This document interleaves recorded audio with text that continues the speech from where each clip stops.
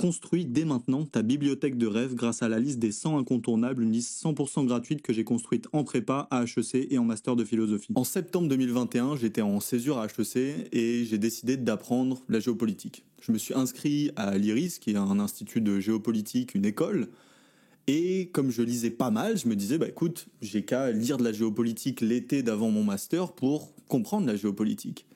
Et puis, quand je suis arrivé, j'ai rencontré un mec qui s'est avéré devenir mon directeur de mémoire, un spécialiste de l'Inde qui s'appelle Jean-Joseph Boyau, qui est un économiste, et qui m'a dit, quand on s'est rencontrés, je lui ai dit, je suis en train de dévorer de la géopolitique, dévorer des bouquins, et il s'est arrêté, et il m'a dit, enfin Thomas, on ne fait pas de géopolitique en lisant de géopolitique, on fait de la géopolitique en commençant par la géographie. Effectivement, les atlas, ça a toujours été un truc devant lequel on passe comme ça à la FNAC, on se dit putain mais qui lit ces trucs mis à part des géographes, etc. Quand on tombe dans des bouquins sur des petites cartes comme ça, on se dit bon ok c'est sympa, c'est mignon, mais on ne comprend pas qu'il y a un monde derrière ça. Et précisément l'objet de cette vidéo, c'est de vous donner 3 bouquins par lesquels moi je suis passé et qui m'ont aiguisé, qui ont aiguisé mon esprit sur l'idée de lire, de s'immerger dans un tout autre type de livre. Parce que juste les atlas, c'est pas des bouquins. Pour moi, c'est un type à part entière, avec une manière de les lire. D'ailleurs, on ne lit pas un atlas, on l'étudie. Un vocabulaire, une manière d'écrire, une manière de comprendre, une manière de mémoriser complètement différente et juste absolument géniale. Commençons avec le fait que si on veut se lancer dans un atlas, la meilleure chose à lire, encore une fois, c'est un putain de trompe-l'œil à chaque fois d'ailleurs, et je suis tombé dans le panneau aussi, c'est que le premier truc très très bien à lire, c'est de lire une méthodologie de cartographie. Alors, je vais vous donner celui par lequel moi je suis passé. Cette méthodologie de cartographie, pourquoi est-ce que vous allez lire de la méthodo d'un atlas plutôt qu'un atlas directement ? Si on veut s'aiguiser, autant que je lise directement un atlas. Non. Parce que, comme je viens de vous le dire, c'est un monde à part entière, avec des outils à part entière, avec des codes à part entière. Et si vous lisez des atlas, des cartes, sans en comprendre le sens et la manière dont ils ont été créés, le problème, c'est que vous jouez pas vraiment avec les règles du jeu, vous comprenez pas tout. Et ce qui est un truc de fou, c'est que quand j'ai commencé avec ça, c'est ça qui m'a fait comprendre le fait qu'il y avait un monde que je ne connaissais pas. Commençons par l'aspect vocabulaire, typiquement. Le concept d'isthme. Déjà rien que le terme ISTHME, le concept de cône de déjection. Au début, je pensais que c'était une analogie au trou du cul, mais en fait, c'est pas le cas.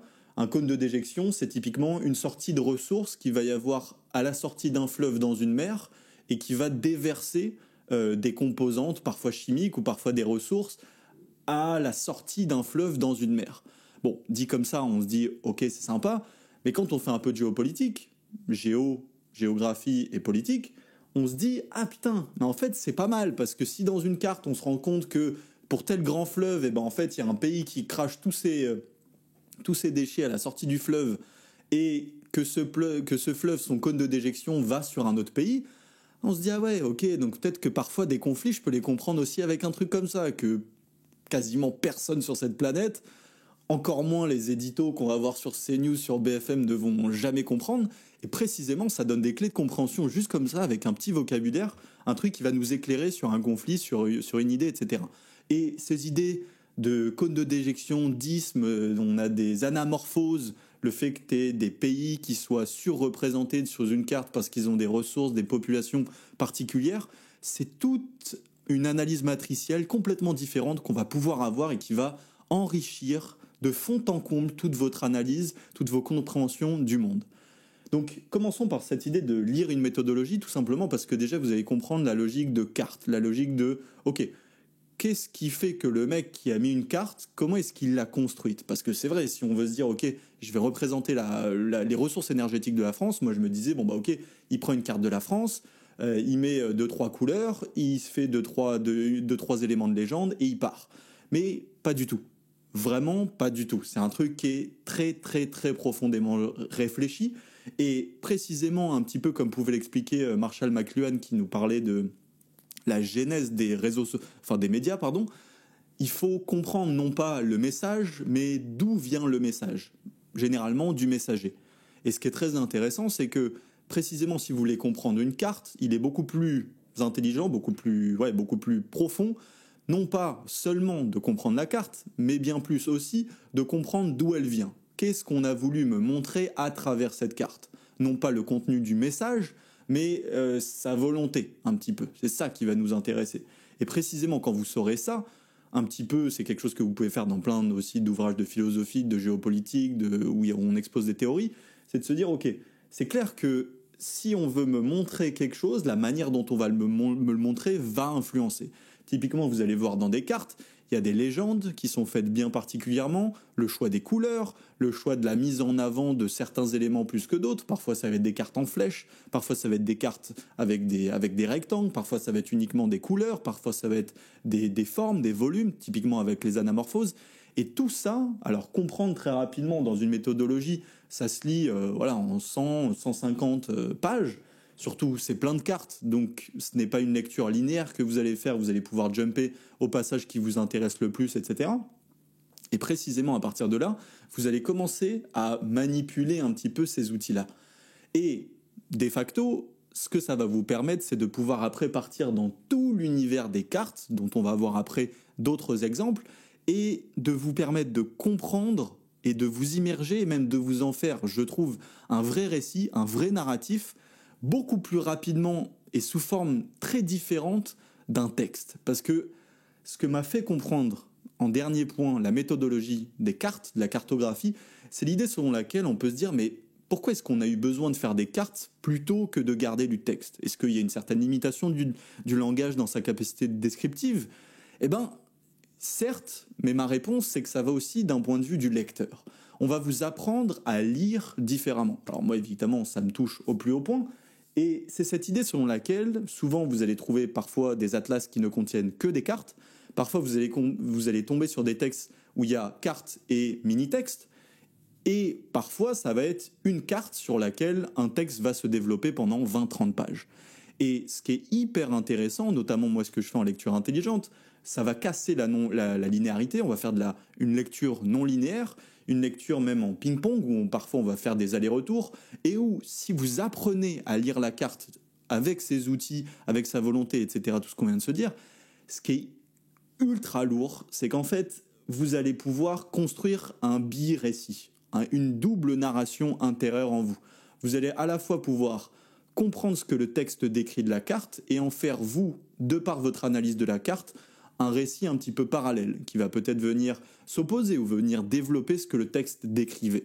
Ça, c'est le fondement, c'est ce que m'avait dit en tout cas mon directeur de mémoire, c'est le fondement de la géopolitique, c'est le fondement même, à son sens, du bon citoyen du monde qui comprend non seulement les données géographiques des pays, mais aussi essaye de comprendre comment est-ce que ces données géographiques sont partagées. Alors évidemment, ça aurait été bête de s'arrêter là. Ça aurait été vraiment con, parce que typiquement, si vous avez une méthodo, après, il serait temps de partir sur des vrais atlas. Le premier type d'atlas que je vous conseillerais, alors c'est pas du tout de la pub, mais c'est celui que j'avais sous la main, c'est parfois vous pouvez vous dire que c'est pas un atlas, mais c'est l'idée d'une rétrospective macro. Moi, c'est les bouquins macro, c'est comme ça que je les appelle. Là, c'est celui de Pascal Boniface, mais vous en trouvez plein d'autres. Il y en a avec Védrine, etc. Et l'idée, c'est de donner un panorama complet de la vision géopolitique du monde, parfois sur un axe, parfois juste de l'économie, etc., mais avec des atlas, mais avec des cartes, et parfois avec des graphiques, etc. Pourquoi est-ce que c'est hyper intéressant? Typiquement, moi, ça m'a capté, ça m'a happé, vraiment direct, genre, parce que j'étais fan, quand j'étais petit, de jeux de stratégie. J'étais fan de ces jeux où tu dois gérer tes ressources, où tu dois essayer d'attaquer un village à l'opposé. Alors peut-être que, je sais pas, ça peut parler à d'autres, mais genre des trucs comme Clash of Clans, etc., ou des trucs sur PC, etc. J'ai toujours été fan de ça, voire même des jeux de cartes sur ça.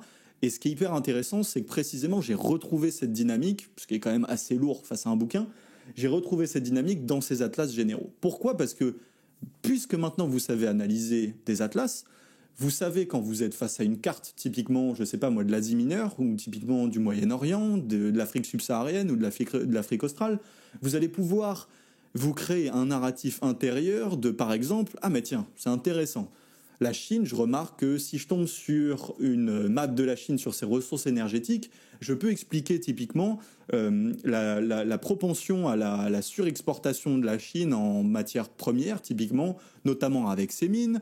Puis après, on se retrouve que dans telle région dans telle région de Chine, on a une très forte présence de métaux rares, typiquement.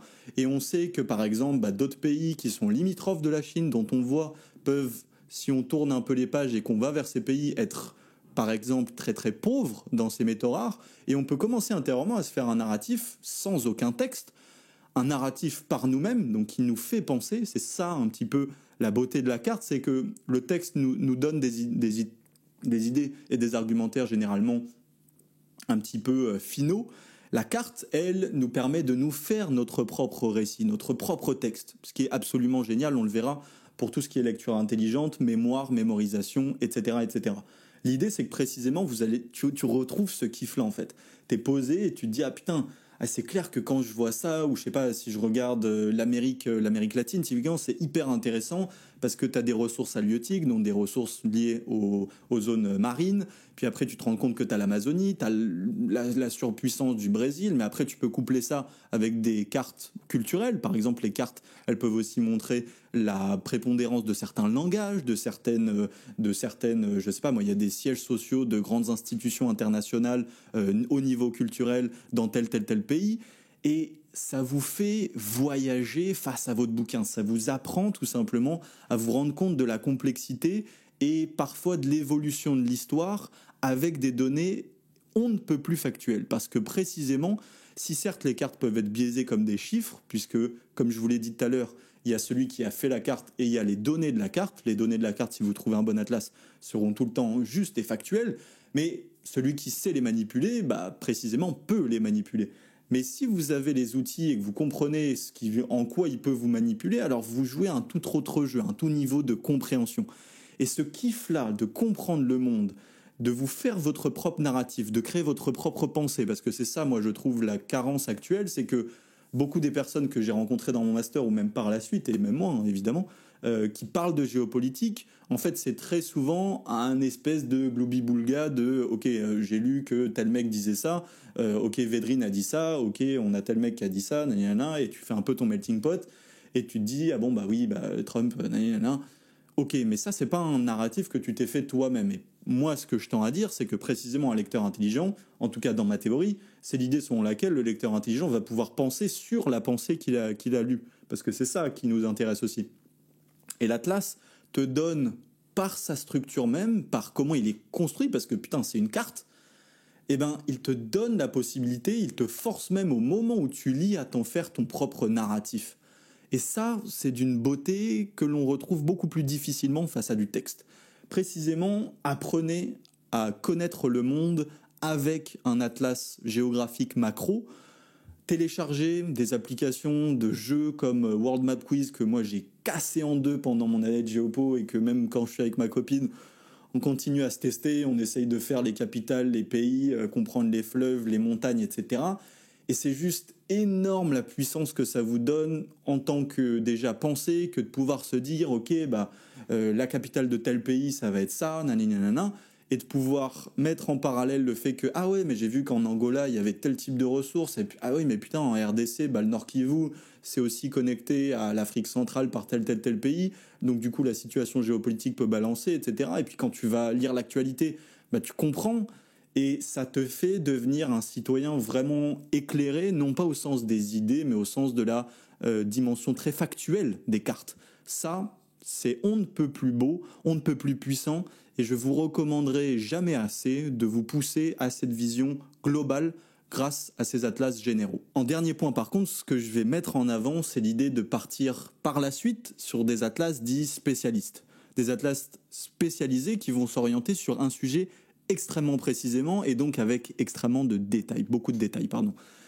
Quand j'avais fait ça, typiquement, c'était sur Taïwan. Alors j'étais tombé sur un atlas sur Internet totalement en libre accès, déjà parce que les atlas, vous pouvez en trouver vraiment dans des instituts de statistiques, voire même dans des grandes institutions internationales, allez sur le FMI, la Banque mondiale, etc. Vous trouverez énormément, si vous tapez Atlas plus votre mot-clé sur Google, Utilisez typiquement les macros Google type file type, .pdf, etc. Enfin bref, je vous mettrai ça dans les commentaires. Vous allez pouvoir utiliser un atlas comme support de compréhension et d'amélioration d'un texte. Bon, dit comme ça semble un peu chelou. Je vais vous donner un exemple typiquement sur une histoire de la Russie, je crois que c'est Zeller que j'ai lu il y a à peu près un an et demi, et qui me parlait précisément d'une histoire généralement des tsars. C'est une histoire de la Russie extrêmement forte, extrêmement grosse, etc. Mais à mon dégoût, je me retrouvais un peu con quand même. Quand j'ai ouvert cet atlas, ce bouquin, pardon, qui parlait de l'histoire, il n'y avait pas vraiment de carte. Il n'y avait pas de carte même. À l'intérieur, et ce que je trouvais frustrant, c'était de me dire, ok, quand je vois que Frédéric II va dans tel conflit et que lui, il possède telle position, etc., surtout en Russie, qui est un territoire démesurément grand, je me disais, putain, mais c'est con que le mec n'en ait pas mis. Le premier réflexe que j'ai eu, puisque je commençais à baigner dans les atlas, c'est précisément de faire ça. C'est d'aller taper sur mon Mac, et là je vous recommande en tout cas de le faire sur votre ordinateur, sur votre iPad ou même sur votre téléphone si vous êtes pas chez vous. Et l'idée c'est de faire ça, c'est de se dire ok, là j'ai un récit qui peut me parler, ou la dimension géographique, le fait que je l'ai en tête, que je puisse la visualiser si je la visualise pas bien, ça peut améliorer ma compréhension de ce que je lis. Précisément, le fait de faire cette espèce de lecture parallèle, comme moi j'aime bien l'appeler, c'est hyper intéressant puisque du coup je me posais là sur mon bureau, j'avais mon histoire de la Russie, je suivais le récit de Frédéric II, etc.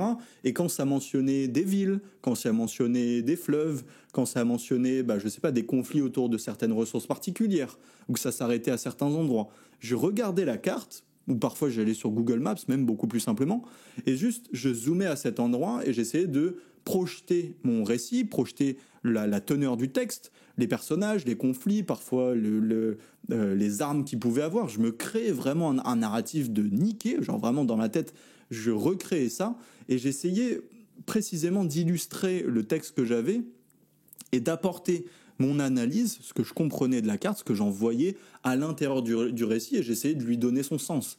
Si effectivement je voyais que, je sais pas moi, sur une biographie de Napoléon, il prenait de la hauteur à tel endroit, extrêmement simple d'aller vérifier sur Google Maps, de trouver cette logique où je suis sur mon Mac, pof, je tape ça, je tape l'endroit, pof, ah ouais putain, effectivement, il y a une hauteur, ah ouais, c'est un truc de ouf, ok, et après je rentrais dans des tunnels de ouf où j'allais sur des sites d'historiens complètement perchés qui faisaient des analyses, tu vois, avec des pions, genre un peu comme dans les films, tu vois, où les mecs mettaient des pions, ils t'expliquaient en fait, et je voyais ça sur la carte, et ma capacité à déjà m'immerger dans le conflit, à m'immerger dans le texte, est évidemment décuplée parce que je le vois, mec, genre c'est flagrant ce que tu es en train de me dire, c'est pas juste genre ah oui, Napoléon s'est mis en hauteur pour gagner sur les roast beef ou sur les cascaboules, mais c'est cette idée selon laquelle tu te dis ah mais en fait je vois, je ressens presque, je peux même voir, parfois tu as des photos sur Google Maps, tu peux te mettre en Street View.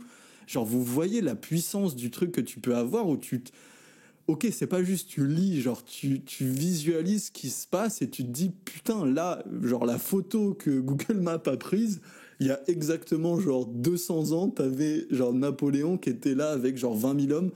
C'est un truc de malade mental comment genre le plaisir de ta lecture est complètement décuplé, ton investissement dedans évidemment l'est aussi, et surtout ta propension à t'en souvenir et à t'investir émotionnellement, puisque là tu le ressens dans tes tripes, quoi, le truc, c'est d'une puissance absolue, extrêmement simple, totalement gratuite, que vous pouvez avoir vraiment directement chez vous, et qui vous permet de rendre le texte beaucoup plus intéressant qu'il ne l'est, et surtout beaucoup plus ludique, beaucoup plus pédagogique, beaucoup plus rapide, surtout parce qu'une carte, ça se lit beaucoup plus rapidement, et ça crée davantage de sens que du texte. Pourquoi ? Parce que c'est beaucoup plus simple pour nous. Comme on le dit, une image vaut 1000 mots. Et précisément, on ne lit pas, ça nous fatigue pas, on se visualise, on a cette propension, notre esprit en tout cas, notre vue et notre manière de penser à la visualisation. Donc utilisez vraiment ces atlas comme des supports aussi spécialisés sur des sujets précis pour vous accompagner sur un texte. Et surtout en amont, suivez en tout cas, enfin moi c'est ce que je vous recommande de mon expérience, l'idée de passer par une méthodologie de carte et ensuite par une année générale de rétrospective et enfin partez sur les atlas spécialisés. Voilà, J'espère que je vous ai un peu transmis ma passion et mon kiff genre pour ces bouquins parce que bref, ils m'accompagnent maintenant à peu près tout le temps. J'adore me ouvrir des atlas à la Fnac et tomber dessus et me dire putain en vrai c'est énorme. Je me trouve vraiment des fétiches genre d'atlas de malades mentaux qui coûtent genre 90 balles et qui ont été faits pendant 15 ans avec 150 historiens et tu trouves des... Enfin il y a des atlas qui sont juste absolument légendaires. Si vous pouvez mettre la main dessus à bas prix, allez-y, foncez. Franchement, vous en regretterez jamais. J'espère que ça vous a plu, j'espère que ça vous aidera. Et je vous dis, comme d'habitude, très belle lecture et à très vite.